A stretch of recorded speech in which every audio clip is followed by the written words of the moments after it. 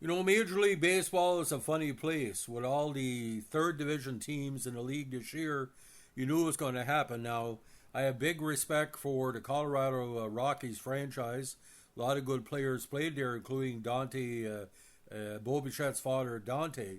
But what the Toronto Blue Jays did at Colorado this week in a three-game series amounted to an invasion of the States, where the States put up no resistance. Probably the biggest shit kicking that the Blue Jays have ever given to an American team in their history.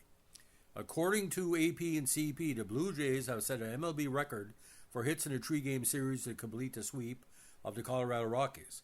In the set, which Toronto won, I think it was 15 to 1, 10 to 4, and 20 to 1, they amassed 63 hits and set a franchise record with 45 runs in a three-game series.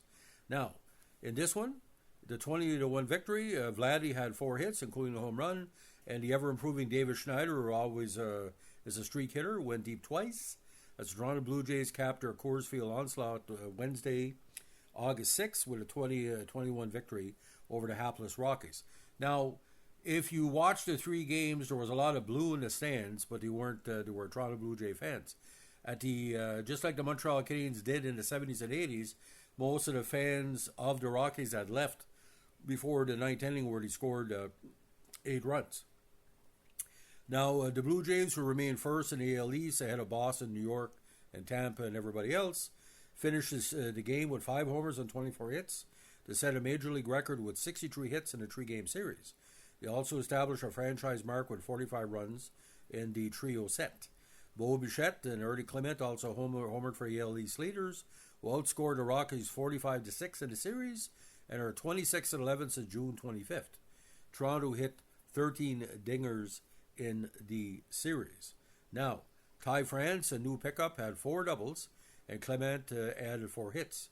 Bichette and Schneider had 4 RBIs apiece.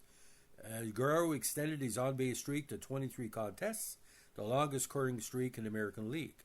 Toronto scored its final 8 runs in a night of Colorado catcher Austin Nola, who gave up 8 hits, including homers by Schneider, who went to center field, and Clement, who went to left field. Kevin Gausman evened his season record at 8-8 and allowed 1 run and 3 hits in 7 innings. He struck out 6 and walked 2. Bichette hit a 3-run homer over Kyle Freeland, who fell to 2-12 in the third for a 3-1 lead. Nathan Lucas had a 2-run triple in the 5th, and Schneider homers off Angel Chavili to begin a 5-run 6. Guerrero connected in the 8th for he's quickly going towards 20 home runs. Bichette and returning Dalton Varsho, who did not play Wednesday, both had 3 home runs in the series. Guerrero went 8 for 17 with 2 homers and 4 RBIs, while Bichette, with the shorter hair, was 7 for 17 with 10 ribbies, and Lucas was 6 for 13 with 6 RBIs. So, ladies and gentlemen, we're going to go over the 20 to 1 victory, because just like when he bet Boston a couple of years ago, the big shit kicking at Fenway just needs to be broken down severely. Now, I know what it's like to give up a lot of runs against a better team, because when I used to play with the Beldoon Mooseheads in the Resco Baseball League, the Dalhousie Dodgers would beat us by 8 or 10 runs, depending how they were feeling. If we were tired, they beat it by 8, and if they're very energetic, beat us by 10. So in this 20 to 1 victory, the box score has to be said to be believed. Now, this is what happened. Toronto scored 3 runs in the third, 3 in the 5th, 4 in the 6th, 2 in the 8th, and 8 in the 9th. 20 runs, 24 hits, and unfortunately made 2 errors. David Schneider, 3 for 7, 2 runs scored, 4 RBIs. Ernie Clement, 4 for 7, 4 runs scored, 1 RBI. Guerrero scored 4 times, 2 RBIs, 4 hits. Bichette, 2 for 6, 4 RBIs, 2 runs scored. Ty France, 4 for 4, 4 doubles, 1 RBI. Buddy Kennedy, our new second baseman, scored a run, while Ehrlich and Barger went 2 for 2 with 3 RBIs. Nathan Lucas had 4 RBIs and 1 run scored. Tyler Henneman, because Kirk is out, 2 for 4 with 1 run scored and 1 RBI, while Miles Straw had 1 run scored and 2 hits. Now, this platoon aspect of the Blue Jays is really working, because you have Lucas, Straw, Barger, Kennedy, France. I mean, the backup players for Toronto are doing quite good. Now, the idea about the Thursday game, it was just a follow up of what happened on the Wednesday game happened on Tuesday. Now, Tuesday was a weird situation because you'd watch the game and said to yourself, well, as the game goes on, Toronto's going to score a lot of runs, and that's exactly what happened. So I really don't know, ladies and gentlemen, where this leaves Colorado for the rest of the season, because right now, according to the stats, they're 30 and 84. They're 54 games under 500. Now, in the standings right now in the AL East, it's heating up. First week of August usually tells the tale. Right now, Toronto's magic number is pretty well 17. If they get 85 wins, they're at the 126 game mark. They're 68 and 48. They've won 3 straight. Now, what helped them yesterday? The Red Sox, who won 9 straight, lost. So they put their advantage to 4 games over Boston, 6.5 against New York. Now they're calling for Aaron Boone's firing in New York, basically because recently when the Yankees lost a sweep to Toronto, and the announcers in New York were freaking right out because the Toronto announcer who gets his broom out threw it out.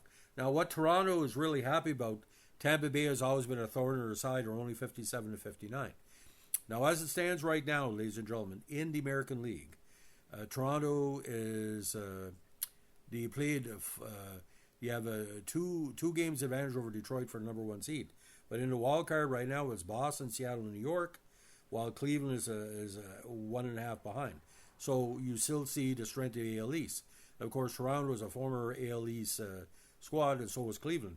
So technically, 6 of the top 7 teams in the American League are from the former AL East.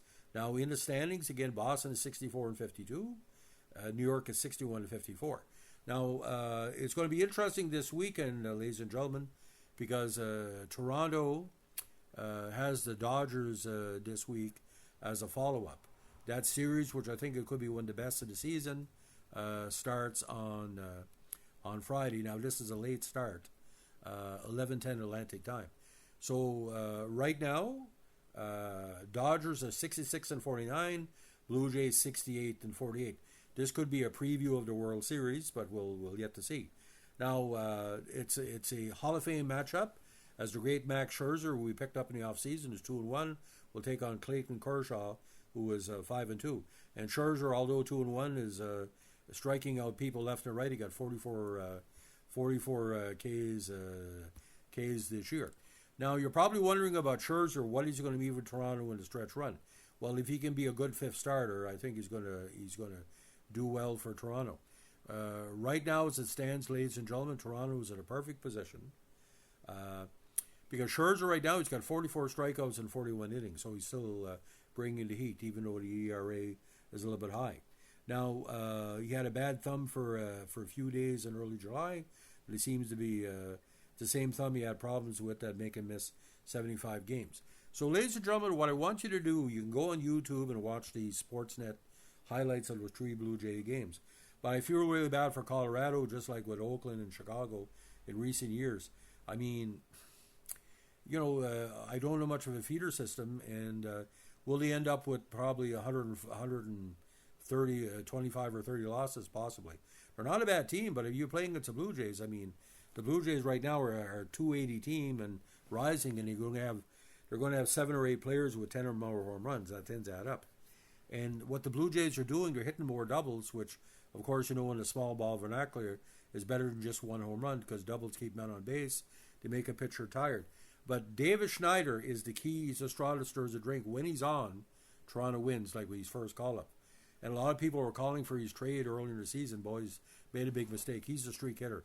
And if you keep in my prediction, if he gets 20 home runs this year or 40 RBIs, they're making the playoffs. Right now, the only team that can stop Toronto making the playoffs are the Blue Jays themselves. So, ladies and gentlemen, that's the epic series against Colorado. And let's have a moment of silence for the Rockies, because maybe it's Canadian pride happening, elbows up, because that's the biggest shit kicking I've ever seen the Blue Jays give to any team in a 3-game series, even with the Boston game, with the inside the park grand slam by Tapia. So, ladies and gentlemen, if you like the Blue Jays, let me know what you liked about the series, and give us a like, comment, subscribe, or share. We're getting close to 4,000 subscribers and 2,000 hits. So keep the momentum going, and as we like to say in our old Russell Intermediate Baseball League, swing for the fences. Have a good one. Bye.